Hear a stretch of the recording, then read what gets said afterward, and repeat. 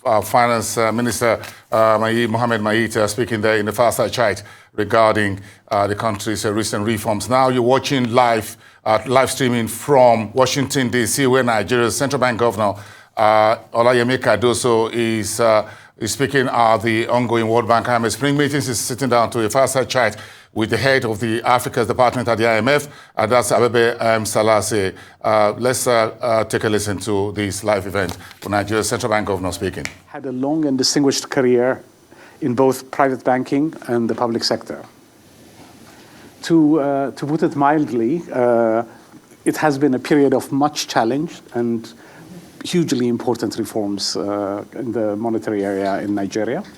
So it's a great opportunity to hear from us directly from him how he has gone about leading his team in addressing the challenges that he has faced. Thank you so much, Yemi, for joining us. Thank you. Thank you for having me. So, Governor, you inherited tightly managed and, to put it mildly, again, overvalued exchange rates, and have taken some really bold policy decisions to end the system of multiple fixed exchange rates that you had. If I could ask how you approached the sequencing of reforms, what issues gave you most cause for concern, and how you went about mitigating the risks? Thank you very much. That's quite a jam-packed question there. But I will try and unpack it as best as I can.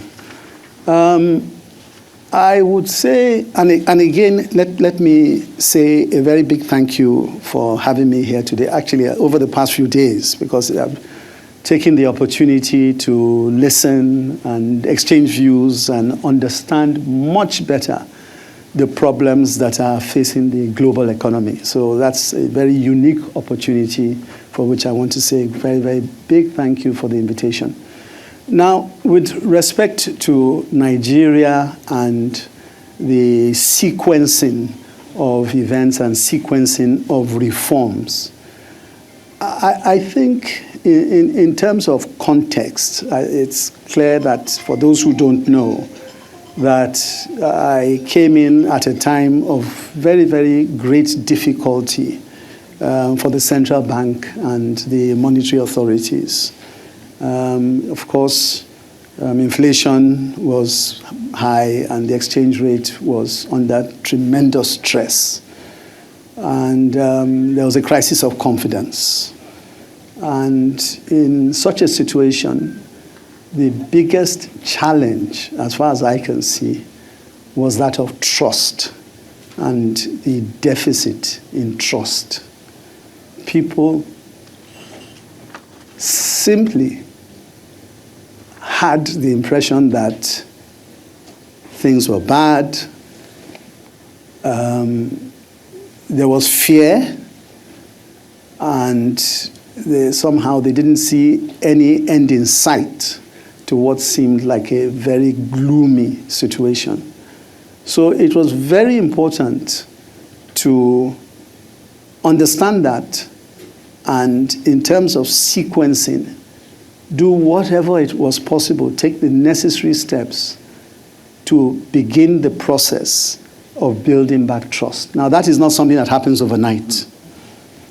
And I recall that when I went for the Senate hearings, one of the things I said at the time was that I recognized the fact that there was a huge backlog of about $7 billion in forward transactions which had not been met and which seemed to provide a lot of apprehension to Nigerians. And I made a commitment to take care of them. How I was going to do that, I didn't know. But I thought it was very important to make that commitment there in order to build back the trust deficit that one was going into. And also, I had to reach out to various stakeholders particularly the international investors. And in actual fact, the first day I started at the bank, one of the first groups I dealt with were the international investors, because they had been following activities and they were very keen to know what was going on. And I felt it was very important to continue to have that dialogue, okay, which I did, and use that as an opportunity, as I said, to rebuild trust with people and with various stakeholders. And then, of course, the next thing in terms of sequencing was to make it abundantly clear that the era of interventions, which really hadn't taken us anywhere, were over. And that I intended to go back to orthodox monetary policy. So I think those were very, very important things to make very clear. And I think that helped, obviously, to set the stage for what came after. It was very important to continue to re-emphasize those things in the process of building trust. Of course, communication was also very key, and it has to also be sequenced. And I know that at the outset, there was concern that one was not saying enough, but there was a strategy to that, because I felt it was important to, at the outset, come out and say things you needed to say when you needed to say them. And I recall that at a particular forum, which was the Chartered Institute of Bankers, which is held on a yearly basis, I used that opportunity to communicate very strongly. And normally, that is a forum that perhaps, the governors talk for maybe 15 minutes, half an hour, and I took over an hour. Okay, but I made sure I got everything, including giving forward guidance with respect to the banking sector, and to let people know that we were going to have a recapitalization exercise. This was in November, and the guidelines didn't come out till just recently. So they had plenty of time to start thinking that through. So these are some of the sequences that we went through. In terms of what kept me, some of the issues that one was concerned about, and how did I approach them and all that, there was a lot of worry with respect to the excess money supply, and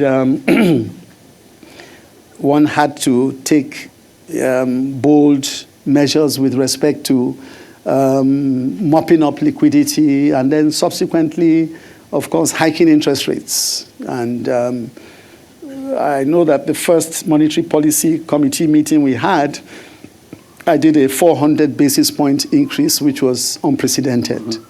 But we had to do it. We had to do it. We had no choice. And we followed that up with another 200 basis points. And we had to do that also, because to the extent that we'd committed to price stability, we were convinced that we had to do whatever was necessary to ensure that prices and inflation the right steps were put in place to ensure that we got there. Now, in saying all this, it's also important to recognize, and I say this all the time, that whatever policies you make, if they don't impact the man on the street, then you've not done anything. Absolutely. So I have a question on that, and it's a good way to segue to that, which is, you've emphasized how important communication was, particularly bankers and other stakeholders, but exactly this point on how to influence expectations. Huh? Essentially, what you've embarked on is a shift towards an inflation targeting regime. At least you're moving in that direction. So and what you're losing in a way is like the exchange rate being used as a nominal anchor, as one of the big inputs in terms of setting expectations. How is it that you're communicating with people on the streets? How is it that you're expecting and hoping to influence behavior and price setting activity? Sure. It's a very good question. And I think the answer to that is that one is also reasonable in expectations, knowing fully well that all these things will not transform overnight. In actual fact, when we look at the situation of Nigeria, a lot of the problems that have happened there in terms of the monetary side have taken place over a long period of time. And I think continuous dialogue and communication is essential in letting people understand why we're doing certain things, where we're trying to get to, and continuously going back to re-emphasize what we've done. We've used the opportunity of the MPC to have a question and answer session after every MPC, which basically gives everybody the opportunity to ask all the questions they want, and for us to re-emphasize the certain measures we're taking and why we're making and why we're doing that. And we will continue to do so.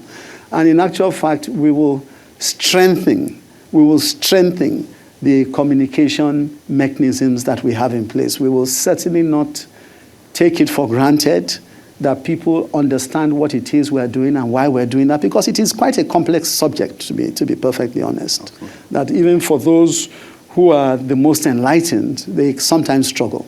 So to that extent, we will do everything possible to use different platforms, as the case may be, to ensure that we can reach out to as many as possible. I do think that what we've seen recently with regards to the exchange rate, helps to give people hope, in the sense that when I started, we had a situation where within about a month or two, we were regarded as having the worst performing currency of any country. 6 months later, we are judged to have the best performing currency of any country.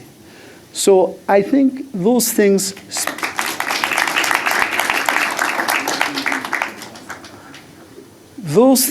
speak for themselves.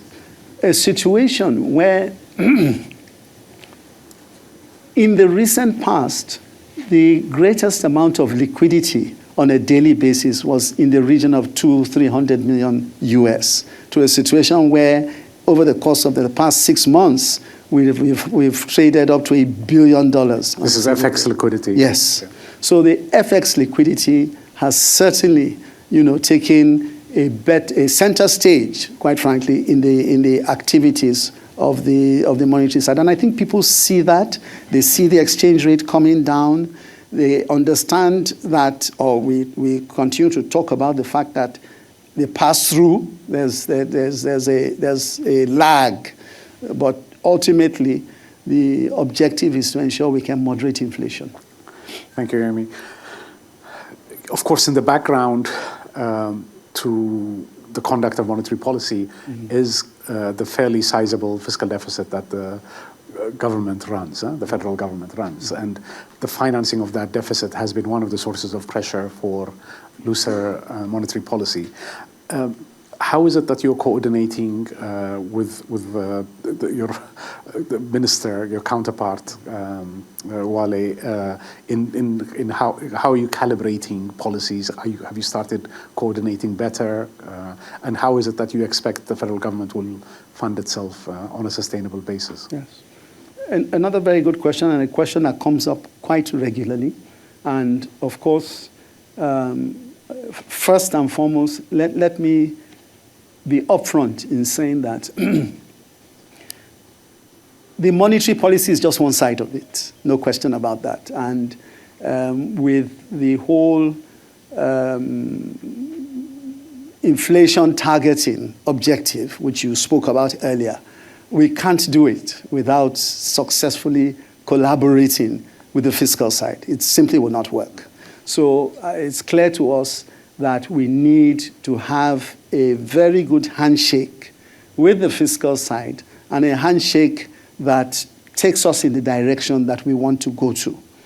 We understand, of course, that, again, breaking that down, that the food inflation, perhaps we can use that as a good example. Food inflation is something that is not within the purview of the monetary side, but we definitely work together and rub minds together. And recently, we had some fertilizers which had come out from the previous administration, okay, and we, pushed that over to the Ministry of Agriculture to help them, okay, going into the next planting season with respect to meeting their overall objectives.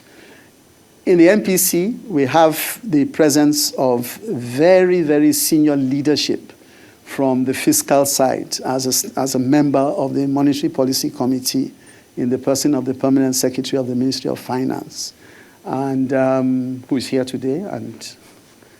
And we always have very good and open dialogue on issues, so we're able to hear the different sides of the situation. And indeed, beyond that, we've set up different committees that work hand in hand with respect to ensuring that we are on the same page with respect to taming inflation. Now, I think it is also commendable that the Ministry of Finance have themselves begun that process of reducing the outstanding, monetizing the outstanding, securitizing, I beg your pardon, the outstanding ways and means. And I think that is extremely commendable.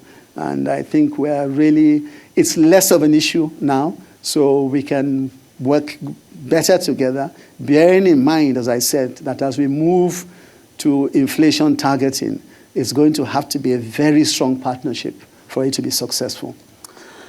Thank you, Remy. I want to leave a bit of time for questions from the floor. So one last question from me. It strikes me that you really have achieved quite a bit over the last 6 months in office. You highlighted the overshoots and then now correction the exchange rate. Mm-hmm. But I mean, stepping back a little bit, as a policymaker, wearing this hat, playing this very important role, what are one or two key lessons that you take away from your first 6 months in office?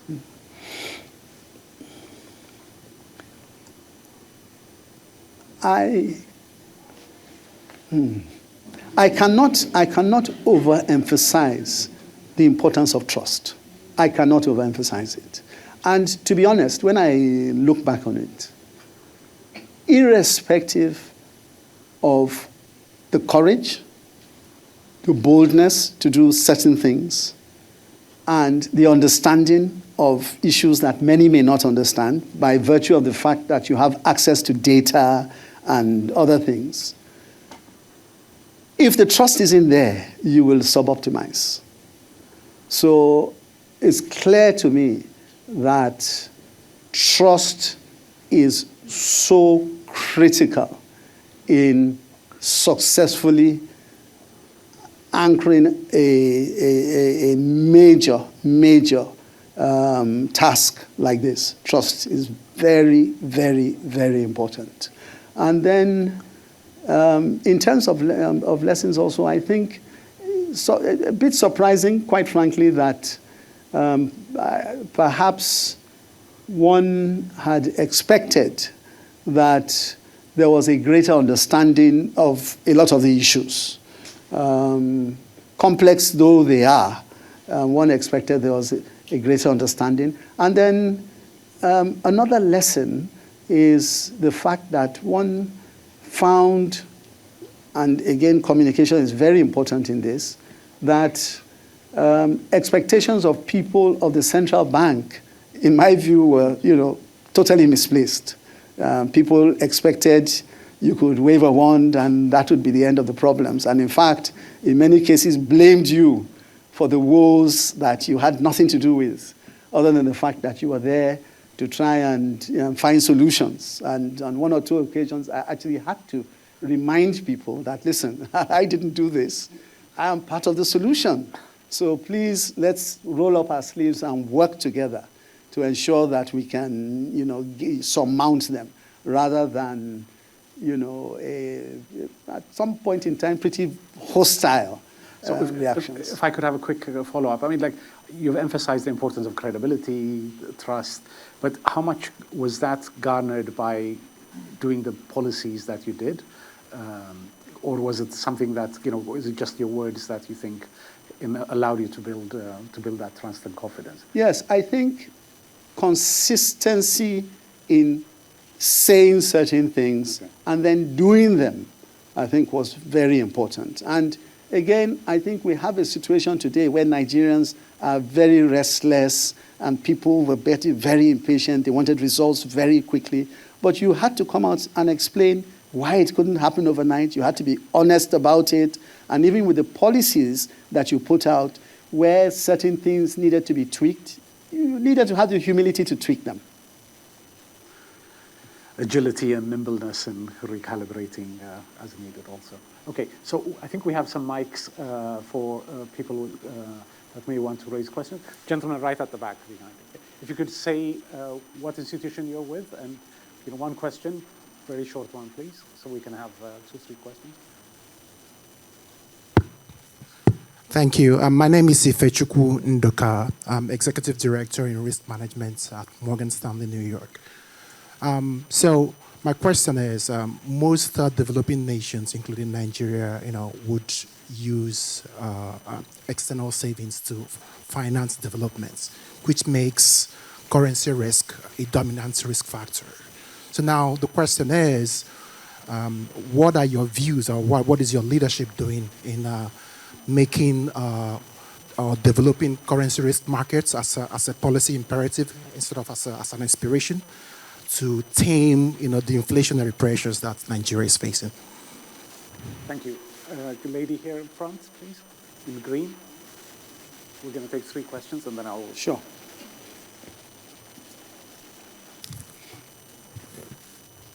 Hello, everyone. Good afternoon, Governor. My name is Nkechi Nana. I'm with Arise News. One of the things that the bank has tried to do to bring solution to what we've been facing in Nigeria is defend the Naira. So, Mr. Governor, if you can just clarify for us how much has been spent in defending the Naira in the first quarter of this year. And this defense, is it from our reserves or from FPI inflows? And if it's from the reserves, which have now been depleting, and with the IMF projecting a further drop to, I think, $24 billion later in the year, can the bank realistically continue with this strategy? Thank you. Thank you so much. Lady over there.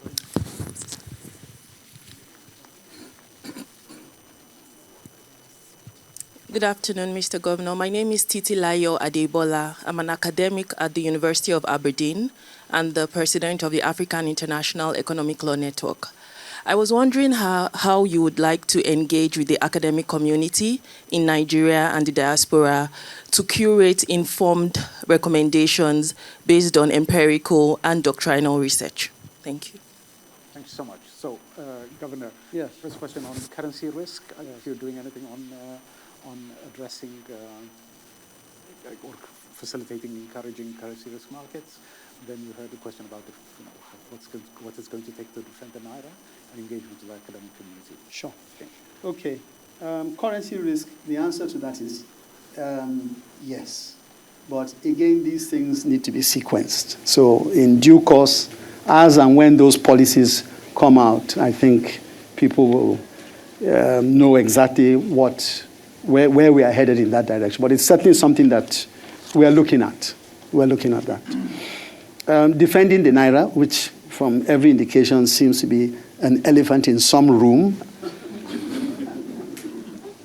Now, I want to try and make this as clear as possible. It is not our intention to defend the Naira. It is not. And much as I have read in the recent few days some opinions with respect to what is happening with our reserves and the central bank defending the naira, if you think back to what our overall policy and philosophy has been here, you can see it's counterintuitive.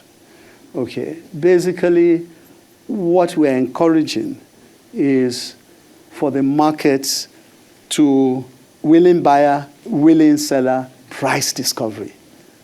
And ultimately, I perceive a future where central bank will really not need to intervene, okay, except in very, very unusual circumstances. What is important to us is that there's sufficient liquidity in the market, which I've spoken about here today. Fine, 1 billion is the outlier. Sometimes it's 600, 700 million US, as the case may be, and that will continue, hopefully. So as long as we have a vibrant currency market, why do we need to go in there to intervene? We don't need to. I can understand that, especially at the outset, there have been little cases where the Bureau de Change, the BDC, there was a need to get that segment going. And, you know, small amounts of money, relatively tiny amounts of money have gone into that to catalyze that happening. Because it's important that, again, individuals have access to funds to send abroad, their kids abroad and do things which are important, health, et cetera, et cetera. So it's important not to keep them out of the mainstay. So that, yes. But in terms of intervention, frankly, that's really not our intention at all to intervene in the money market.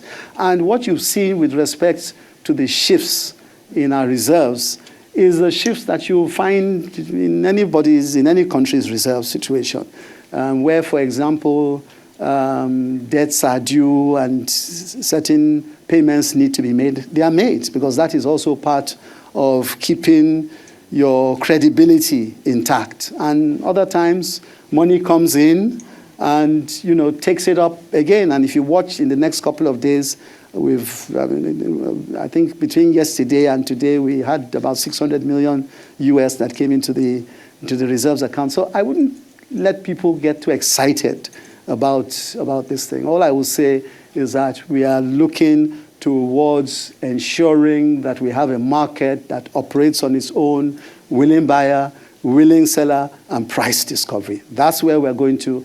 The shifts you've seen in our reserves has really, you know, little or nothing to do with defending any naira, and that's certainly not our objective. Then community engagement. Yes, I must say that within the central bank, I'm very proud of the fact that we have a very, very strong academic community within that environment. It's something to be very proud about. And I can say that if there's one thing that surprised me going into the central bank, I had no idea that the bank had that level and that quality of resources. I had absolutely no idea. So I think as things begin to settle, you'll find a very vibrant community that is willing to look out and collaborate with their peers in other parts of the world. Thank you, Governor. You know, we have a little bit of time left, and I couldn't help but feel like I need to ask you a question. You know, what is it about the political economy environment? Of course, there were elections last year, but what is it that has changed to allow you to position yourself like this on the naira? I mean, our countries generally, the tendency is to support exchange rates. The instinct, I should say, is to have strong exchange rates, support the exchange rate, defend the exchange rate as was posed. But, you know, is it simply that we've run out of reserves, we've run out of room, or you're seeing exports being impacted tremendously? Is it economic circumstances, or is it political that's allowing you this room for maneuver? I think it's a combination of both.